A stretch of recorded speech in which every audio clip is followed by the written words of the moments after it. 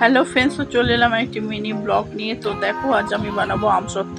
তো এখানে আমি 16-17 পিস আম নিয়ে নিচ্ছি। আমাদের গাছের আম প্রচুর প্রচুর মিষ্টি, আর অনেকগুলো হয়েছে। আর এই যে দেখো, আমের পালটাকে বার করে নিচ্ছি আমি ভালোভাবে, আর দিয়ে দেবো আমি কড়াইতে। গ্যাসেতে বসিয়ে দিয়েছিলাম কড়াই।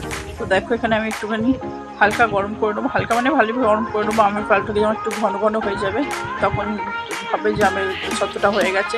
তো দিয়েছিলাম কড়াইয়ের মধ্যে, আমি দিয়েছিলাম একটু নুন, একটু অল্প একটু হলুদ, আর স্বাদ মতো চিনি। আর এখানে দেখো থালাগুলোতে আমি একটু সরষের তেল মাখিয়ে আর দিয়ে দিয়েছিলাম আমসত্ত্বগুলো বানানোর জন্য।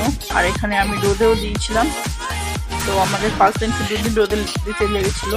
ফার্স্ট দিন ভালো রোদ ওঠেনি, তো সেকেন্ড দিনকে আমি দারুণ দারুণ রোদ দিচ্ছি। তো এই যে তার ভিডিও দেখো, আর দারুণ রোদ হয়েছিল, আর আমসত্ত্বগুলো হয়ে গেছিলো। এই যে দাগ দাগ দেখতে পাচ্ছ, এগুলো আমার দুটো মেয়ে দুষ্টুমি, ওদের কাজ ওরকম হাত দিয়ে দিয়ে করে দিয়েছে ফুটো ফুটো। আর এখানে দেখো আমসত্ত্বটা দারুণভাবে রেডি হয়ে গেছে।